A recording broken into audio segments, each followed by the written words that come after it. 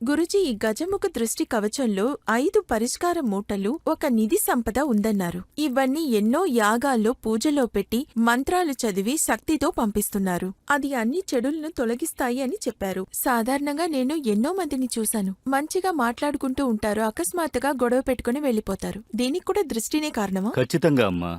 దిష్టి అనేది మీరేదో వ్యాపారంలో లేదా ఇంట్లో వేరే సమస్యకు ఉంచేది అలాంటి వాటికే అనుకుంటున్నారు. అలా కాదు.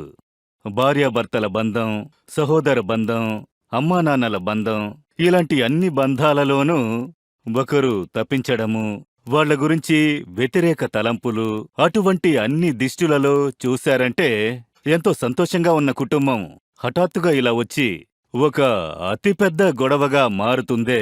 మంచి సహోదర ప్రేమను రామలక్ష్మణులకి సమానత్వం అంటారు. అలాంటి అన్నదమ్ముళ్ల సంబంధంలో నేను కోర్టుకు వెళతాను, అలా అని వాళ్లు పంచాయతీకి వెళతానని విడిపోయేంతగా సహోదరుల ప్రేమ, భార్యాభర్తల ప్రేమ అలాంటి అన్ని బంధాలలోనూ వచ్చేస్తుంది. దానికి కారణమేంటంటే శత్రువులైనా సరే, మన చుట్టూ ఉన్న స్నేహితులు వీళ్ళేంటి ఇంత సంతోషంగా ఉన్నారే, ఈ సంబంధం ఇంత సజావుగా సాగుతోందే, ఆ విధంగా అనుకుని ఆ అసూయ అంతెందుకు కొన్ని సమయాల్లో చేతబడి ఇలాంటివేమైనా చేస్తారు. అవి మన కళ్ళకు కనిపిస్తాయా? ఖచ్చితంగా కనిపించవు.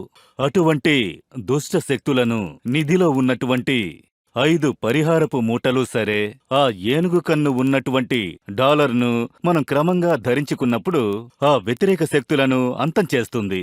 ఈ 5 పరిహారపు మూటలను ఇంటి చుట్టూ సంబంధించినటువంటి సమస్యల్లో ఉన్నవాళ్లకు దిగదీసి 4 శుక్రవారాలు, 1 అమావాస్య తిథి వాటిని నిప్పులో వేసి పూర్తిగా కాల్చామంటే అన్ని దుష్టశక్తులు, వ్యతిరేక తలంపులు, దుష్ట దేవతలు, మన చుట్టూ ఉన్న దుష్టశక్తులన్నీ పూర్తిగా నాశనమవుతాయి. అలాంటి శక్తివంతమైంది ఈ నిధి.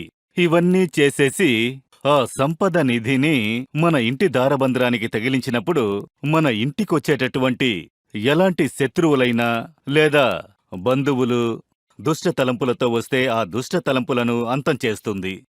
ఇంట్లో లక్ష్మీ కటాక్షముంటుంది, సుభిక్షమైన జీవితానికి దారి తీస్తుంది.